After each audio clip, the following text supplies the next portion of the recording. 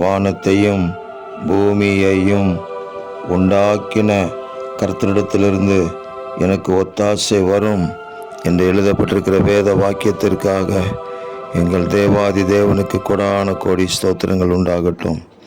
எங்களுக்கு ஒத்தாசை வரும். எங்கள் கர்த்தராகிய ஆண்டவரை நோக்கி பார்க்கிறோம். ஆமேன்.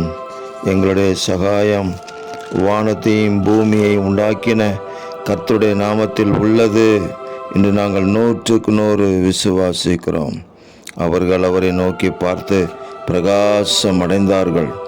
அவர்கள் முகங்கள் வெட்கப்படவில்லை என்று சொல்லப்பட்ட வார்த்தையின்படி உம்மை நோக்கி பார்க்கிற எங்களுடைய வாழ்க்கையில் பிரகாசத்தின் மேல் பிரகாசம், மகிமையின் மேல் மகிமை உண்டாவதாக.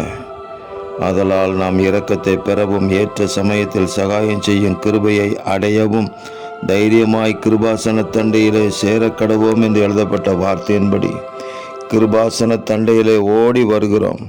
அந்த கிருபாசனத்திலிருந்து எங்களுக்குரிய நீதி, எங்களுக்குரிய நியாயம், எங்களுக்குரிய நன்மைகள், எங்களுக்குரிய இரக்கங்கள், எங்களுக்குரிய ஆசீர்வாதங்கள், எங்களுக்குரிய மேன்மைகள், உயர்வுகள் சீக்கிரமாக கிடைக்கிறதற்காக எங்கள் தேவாதி தேவனுக்கு கொடான கோடி ஸ்தோத்திரங்கள்.